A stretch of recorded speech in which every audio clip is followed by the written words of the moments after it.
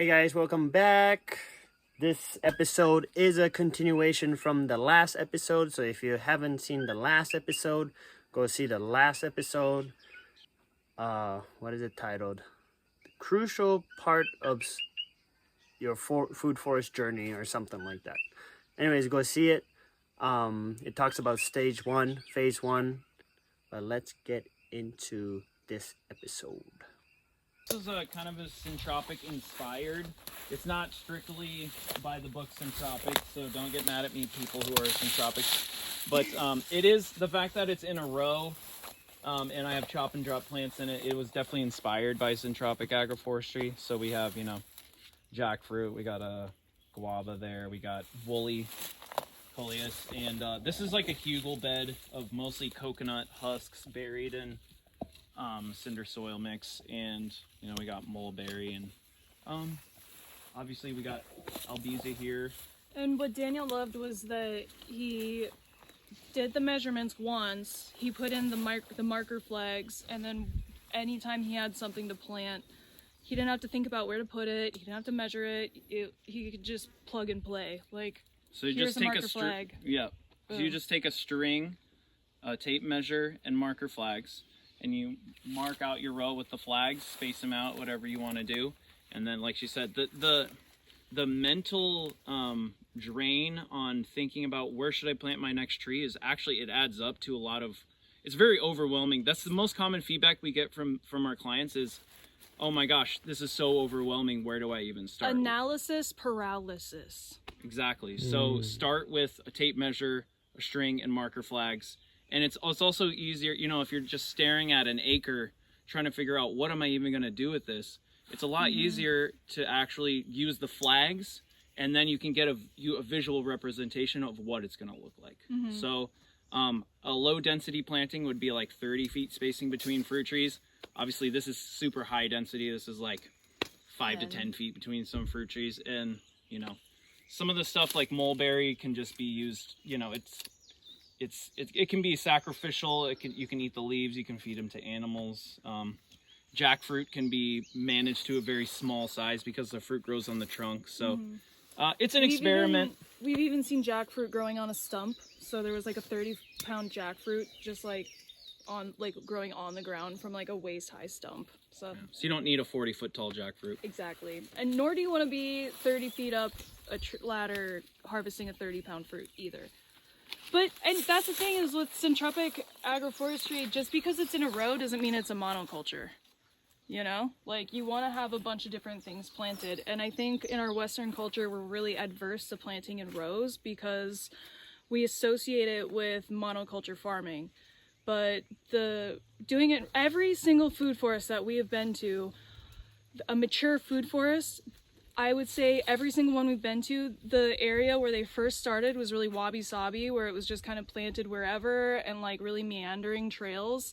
And then after they had done, like spent some time trying to take care of that, when they expanded and made more farmland, like they put it in rows. And that's always the advice that we got from the older old timers was like, plant in rows. It's going to make your whole life more efficient and faster. It's going to save you mental and physical energy maintaining your plants. And that adds up to time that you can't get back that you spent trying to wheelbarrow up and down a hill, etc. So at least be able to fit a wheelbarrow through your rows. Then you can just be taking materials and dumping what you need, keep going. Dump what you need, keep going, instead of like going all over creating Efficiency. things. Exactly. Yeah, it really counts for a lot.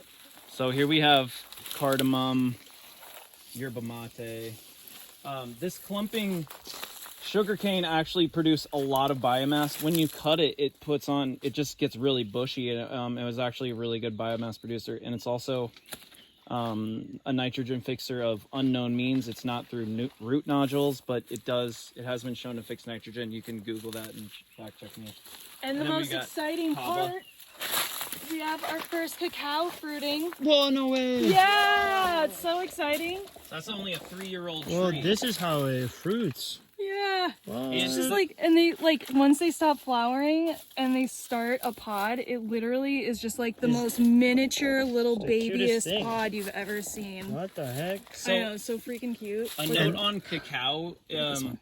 This tree never would have grown in this growth pattern if I hadn't pruned it. So cacao is susceptible to anthracnose, just like, you know, mangoes. So you want to, here in rainy Mountain View, you want to optimize for airflow. So it's good to have this one central apical dominant trunk and then let it bush up above so we get airflow. Does that goes the same with other trees? Yeah, but it just happens to have this bushy growth pattern. So cacao does not want to grow like this. It is not apical dominant. It wants to be this tangled bush. Yeah. And that's when you get anthracnose, there's not airflow flowing. Gotcha. So because we're in this rainy environment, you want to optimize for airflow. Gotcha. Because this moss is to an extent a sign of moisture with lack of, you know, lack of airflow. airflow. For sure. But every tree gets this though. Oh yeah. Yeah. We actually So- encourage people to like take it off, especially of your prize fruit trees, because every like if there was a tree, if there was a limb coming here, like this is where the fungus is gonna set in. This is where the ants like to burrow. Like any pests or fungus or whatever, it likes to burrow right in that V. It's kind of hard to do when there's delicate flowers like this though, huh? Yeah, right. Well, and I hadn't thought about it, but you know, it's like this mouse might actually be inhibiting some of the flowers from being able to pop out. Yeah. Yeah, so Very basically, well, you know, could be. this it continues to try to grow a branch of leaves off of here, and I just kind of nip it in the bud before it gets big and just keep this pruned. And then because you see this first branching is about head height, then even if it branches out over the side, you can walk under the branch. You can walk under the branches. It just makes it easier to get a wheelbarrow through it. This tree is pretty loaded. It's Yeah. banging. I mean, this is where the ducks sleep every night, so it's really tapping into that awesome. You can see the cake of poop right there. Yeah. That's a lot of power. Yeah. Oh yeah. That's the same banana. This is the same. It's awesome that same. the duck poop are so neutral. You know, it doesn't really burn the plant. Yeah, well, I mean, it you get enough might rain. it might be more of a problem since we aren't getting the rain that we used to. You know, True. like we never had to worry about hot manure, but you know, if the weather, you know, stays like this indefinitely, then might be an issue. Yeah. Jaguar cacao. So I think last year, I think it wasn't our Jaguar cacao like this only tall. like this tall. Yeah. So I actually topped it because the soil can't isn't deep here, see it the was top. starting to blow over. So I topped it, and that is also going to reduce the fruiting time. So the growth hormone is produced by the apical meristem, and growth hormone, you know, tells the tree I want to put on more stem and more leaf, and growth hormone is an antithesis to flowering. So if you have an apical dominant tree like a jackfruit, and you just tip the top, it doesn't even have to be a big cut, just tip it so that it starts putting off more lateral branches. Those lateral branches produce less growth hormone, aka gibberellin. It's not actually growth hormone, and that's gonna reduce the flowering time. So we've had multiple clients where I just do a light prune on their tree and it flowers for the first time like a month later. So terminology question. Yeah. Apical dominant means a tree naturally wants to grow Straight up. Straight up. Think of a cook pine. Super apical dominant. Yeah, It's got yeah. one central trunk, Gotcha. right? Or durian. Durian, yeah. So, you know, stuff like that. Jackfruit too. Jackfruit. So Yeah. even just a light pruning can take years off of the fruiting time. Gotcha. Yeah, and in our experience, I mean, we'll show you our prize mango, but you know, you can really speed up the process on getting a fruit tree to fruit from seedling by pruning it regularly and then fertilizing it.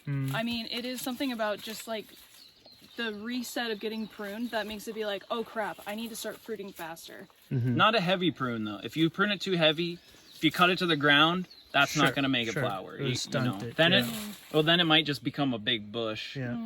Which still might reduce the total fruiting time, but you're Would you stressing the say you tree in only the do, short like, term. Maybe 1 or 2%, just like a little. Yeah, nothing crazy. It doesn't have to be a big prune. It can literally be nipping with your finger, nipping the bud off of the last growth. The you know? newest growth. Yeah. I like what you said. Stress it and bless Stress it and bless it. I That's like my that, phrase. yeah. Yeah. And then you just tip the tips.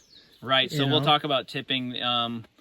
You know, it certainly has been proven to work on mangoes. I believe it works on all trees. We mention it to people and they'll be like, oh, just like cannabis. But it really comes down to that apical meristem and the growth hormone. Cool. You have a good banana rack right there. So this, we Let's do check not it out. fertilize this banana, but this Check is out the banana. Whoa. Here, Rain, stand next to it. It's not a bad rack. It's not as big as the one we had in our first part with you guys. Yeah. For not having fertility. we That's didn't like put any effort into it though. None. Yeah. well, Rain is a huge Asian person, you know, She's like 6'5", so. in Asian standard. Over here, I think we mentioned Ohia liking mulch. So this Ohia here, I swear, when we moved here 4 years ago, it had rod, and somehow it's still alive. And that somehow is because it's getting all of this mulch and cinder, and not too much duck poop. You know, they don't like hot manure, Yeah. but just the right amount. And it can, and so you can enhance the immunological response of a tree by giving it more fertility. And I've even I find the seeds on the ground here around all the time, and I've been planting them. So. It only makes sense, you know, after the Yep. tree gets so big, and if the tree is in a forest that has very little fertility, you know, it's gonna have a weaker immune It's system. tapped It's basic out, you know, yeah, biology. It's drain the fertility, but if you Sure. mulch it, you know, it can keep going. Exactly. So It here only we have makes another sense. cacao. Looking good.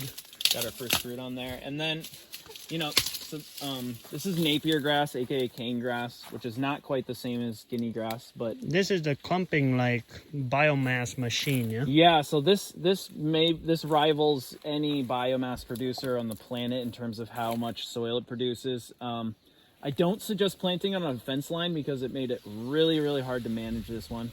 But we planted it right next to this banana, which this is bungee topping years ago. But if you can manage it, it is a really good biomass producer. Once it gets woody, it's actually really easy to cut with a machete. The woodier it gets, the more likely it is to resprout. So you may want to age it in a pile. But all these pokey hairs are silica. This makes amazing soil. This is glass that it's mining. And the silica helps build really good soil structure. It's really hard to find in nature too, right? Silica, yeah, Silica. it tends to be, the grasses tend to be the ones that mine silica. Like even bamboo is a grass, and that produces really good silica mulch. So we got some Indonesian white guava here. Yes, sir. The first fruit I ate was terrible, so I topped the tree and told it to try again. Yeah. Something we've heard from many old timers: the first fruit you taste is not necessarily indicative of how it's gonna taste in a few years. So don't give up on a tree because the first fruit you ate wasn't good. Just give it time, give it mulch and fertility. Wait a few years before you decide, actually, I don't want this tree. For sure.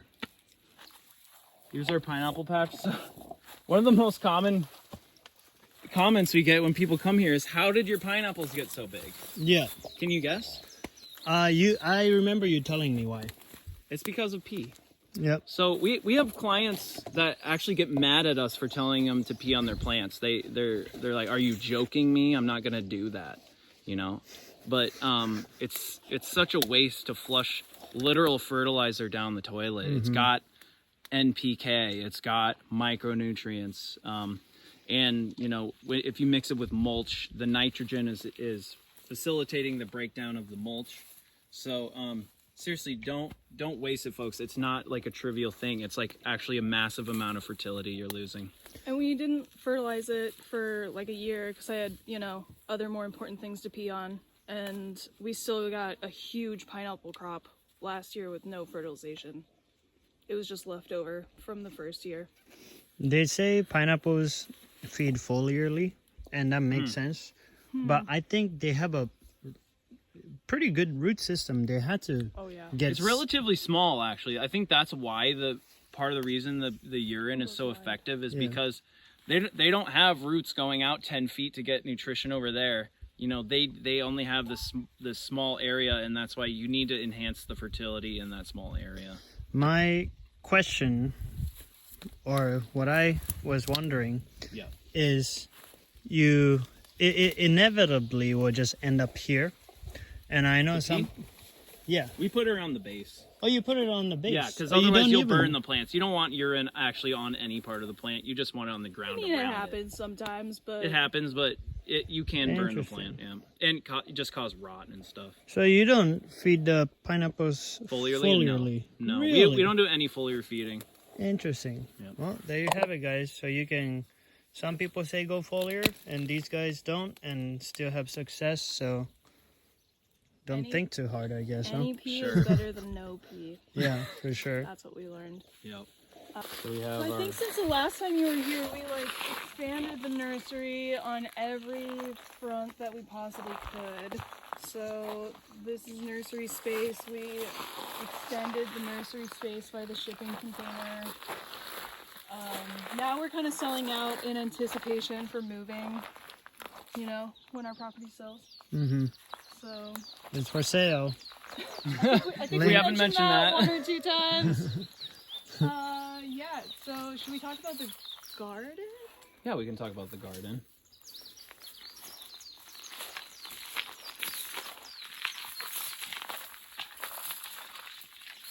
So this was a berm that was created before we got here. This is the leftovers from when they bulldozed this clearing before we bought it. And Daniel had planted avocados on the berm. And So these are 3.5-ish-year-old avocados, and This is a this big one berm. actually flowered after the last time I pruned it. So Yeah. that's pretty young to see an avocado seedling flower. So avocados love drainage, and they like to have a true taproot. So if you direct sow an avocado on an area where it can have a 5-foot taproot, it's going to be a much healthier avocado plant, especially in Mountain View where we have to worry about root rot. How do you think the lace bug is a issue? So you can see there's barely any lacebug on these because seedling avocados tend to be more resistant from what we've seen. They just grow leaves faster. They seem to have more, maybe genetic resistance, who knows. So yeah, our grafted ones died Yep. like right away. Really? But the seedlings stayed alive. What do you think about the fact that avocados aren't true to seed? there may be like it seems like it's maybe a 50-50 on Okay. if they're going to be an edible good avocado or just like a small not so edible one. If it ends up not being great, you can top graft onto that rootstock, because here's the thing. If you have let's say you buy a grafted avocado and you plant it, well, that root system, because it was in a 2-gallon pot, is compromised. If you plant a direct sow, a seedling, and you top graft onto that, it's just going to be a bigger, healthier tree because you have an uncompromised root system that was able to spread as far as it wanted from day one. Sure. Especially that taproot. you know. Sure.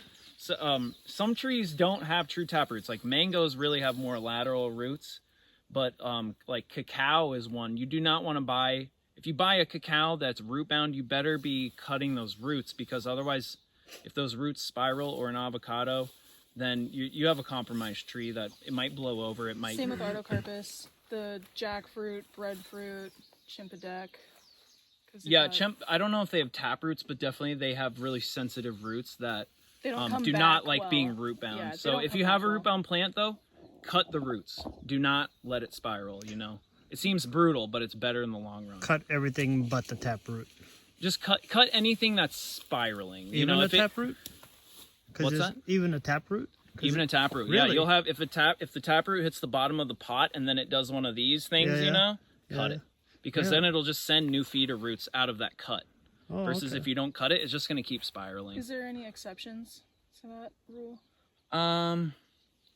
I mean, you have to be careful. You can definitely you can stress the tree, but I'd say let's say you have a cacao that you got it all root bound, I'd say the exception, not the exception, but you're just better off directly sowing the plant, or buy a smaller plant. Don't buy a 6-foot plant in a 2-gallon pot. It's a compromised tree, It'll fruit kind of sooner our- in the short term, but in the long term, 10, 20 years, it's not it's not going to produce as much as that seedling that you directly Sure. sowed. Yeah, Gotcha. so I mean, just the nursery industry in general, like that's sort of our pet peeve. We're more likely to sell you a seedling that's small for less money because then you're more likely to pot it up and take better care of it versus a lot of nurseries where they're selling you a 100-foot tree or $100 tree and it's like this in a small pot. Like, there's no financial incentive for a nursery to get an appropriate sized pot. And also at a farmer's market, nobody wants to be lugging around a 20-gallon pot, right? True.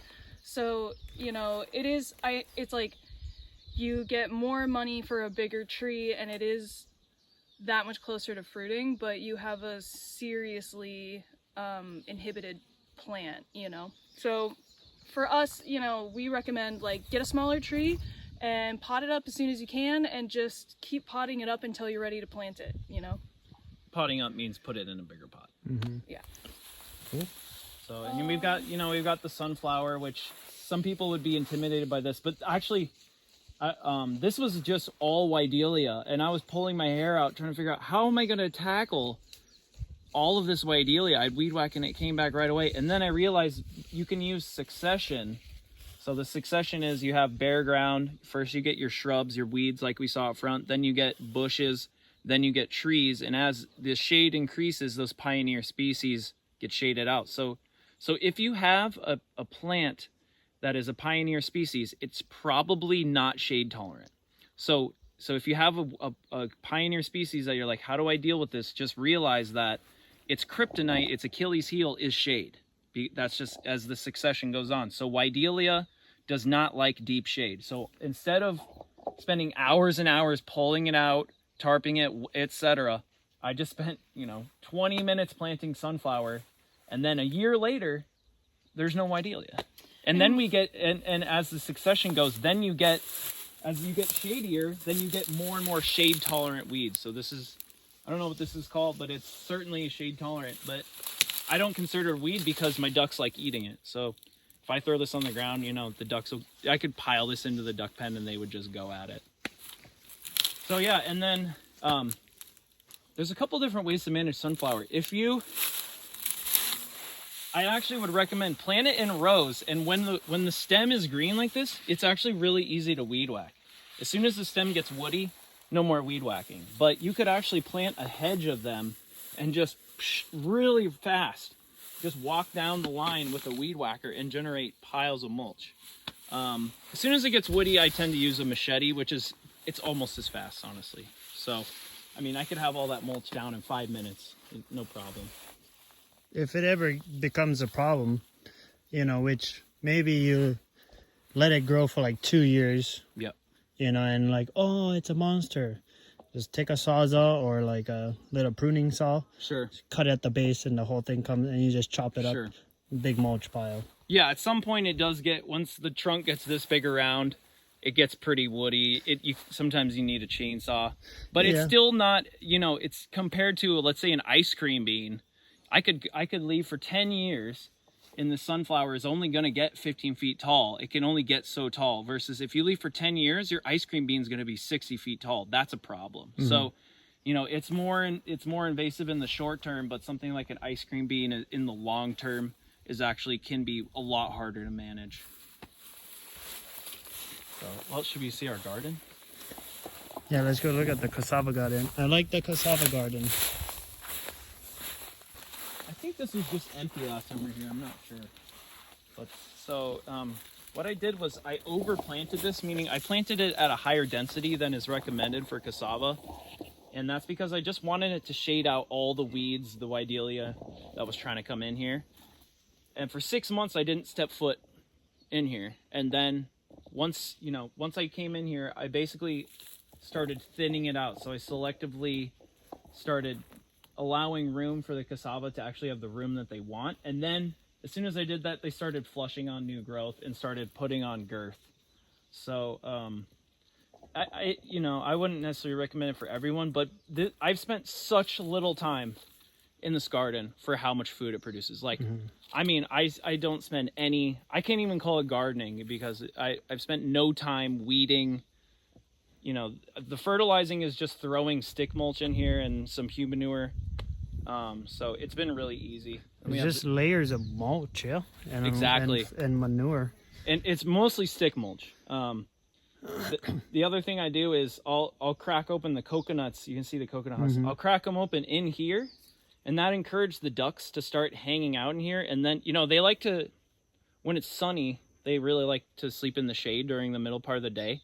So before I thinned this out, it was so dense that they because I was opening a coconut here every day, they started to just sleep here all the time and deposit their manure. And you could see the fertility immediately increase.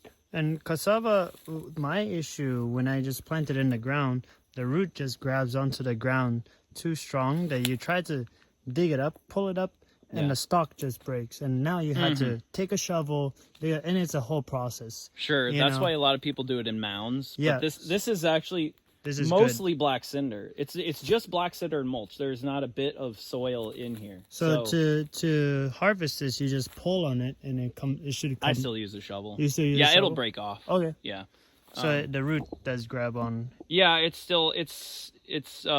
has to be a pretty loose mound for you to just pull it out. Gotcha. Yeah. I don't think most of these would come up easy, but because it's cinder, it's not hard to dig in there. And then you can see we have the uhi.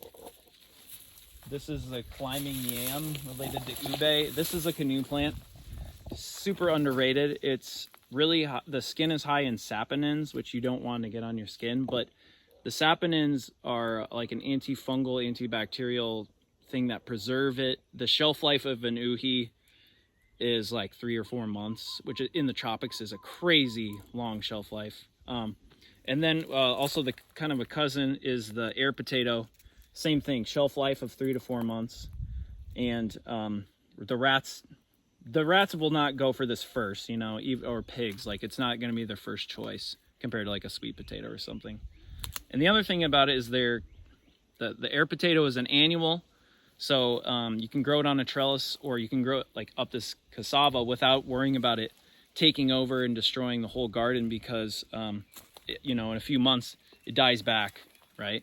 And then the uhi, I don't know if I'd call it an annual, but it also will die back. The vine will die back, and then a few months later it'll resprout. So it just works well in areas where, you know, I would call it a pet peeve of mine, is like having unwanted vines choking out trees and you know, tangling stuff up and managing areas that, you know, need to be managed. So I really like these. And the other thing about it is, you know, like a lilikoi, a lilikoi has a hard time growing up a single apical dominant smooth trunked tree. Like, let's say you have an albizia and the first side branches are 50 feet up. The lilikoi is not going to make it to the top of that tree like this without assistance. Like, I had to help that guy get up there. Right. But you can have uhi or air potato. You can just have a tiny little string, and it can climb up that little string. So you could just use a drone or use a stick, throw a rope over the tree that you want it to go up, and this can climb up the rope unaided, unlike a lilikoi.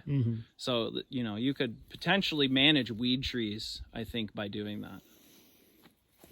Yeah, I like the combination of the stocky branch and the vine climbing up.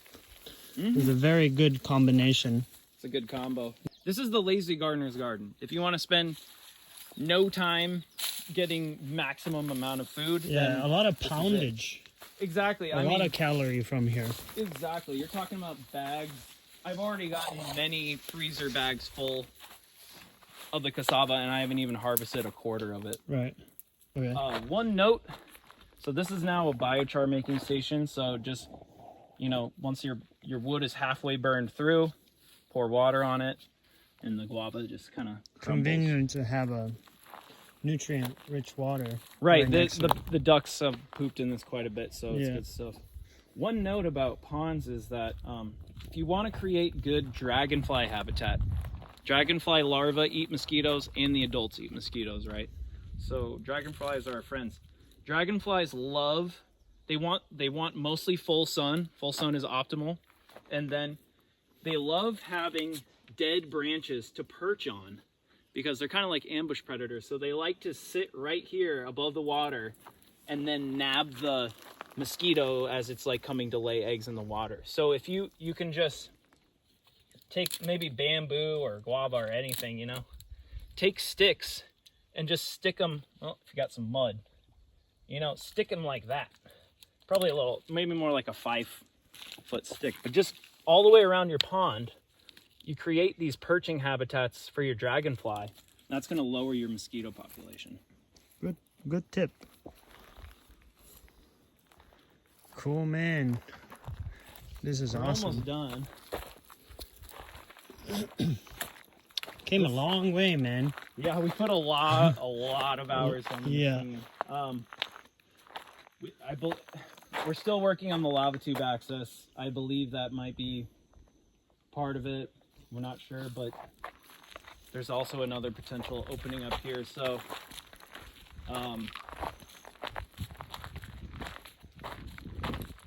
this area used to flood really badly, and what we did was, this somewhere around here is the lava tube entrance, and I believe that because the lava tube, when we first moved to the property, we heard the sound of like water draining into a tube, and sure enough, it was just disappearing down into this hole. When we ended up going exploring the lava tube, we came to this part where there was ankle deep mud in the lava tube, and it clicked.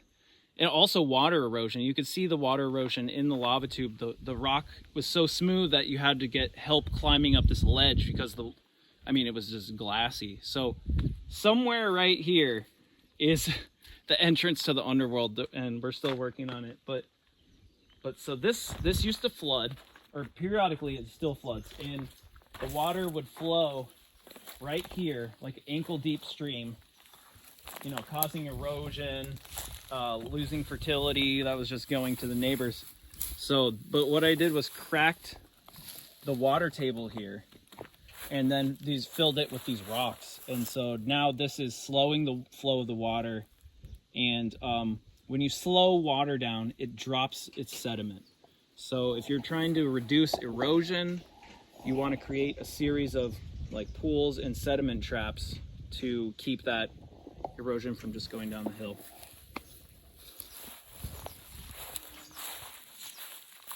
Interesting. So slower the water is, the less erosion. That's right. Yep. Yeah. If you think about a river hitting a dam. Yeah.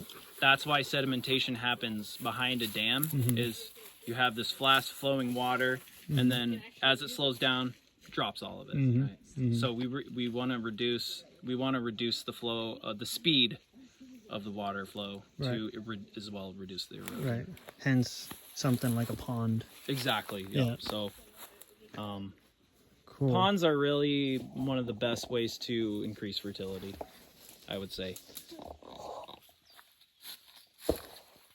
What are you doing? Suspicious activity. Rain's doing renegade harvesting, Okay. cuttings, clippings, whatever. So this is our prized Magnifera rubra petala. This is a Borneo mango. So this isn't technically even a mango, it's a different species. So if you're on the east side of Hawaii, a lot of your Magnifera indicas varieties are not going to give you reliable fruit. So you want to go with the Borneo varieties, or at least, you know, Southeast Asian varieties.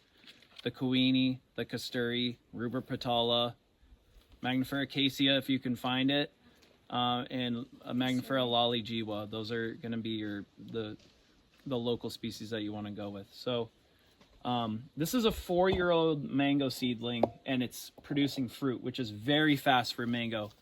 If you plant a mango seedling, you can, and you don't prune it or fertilize it, you can expect it to take over 10 years to produce fruit, or even 15. I've seen a 15-year-old Kasturi that had never flowered before. So Until you tipped it. So you want to selectively prune it. So this is called tipping. So what I did, it was just take literally the tip. It was not a heavy prune, off of every branch.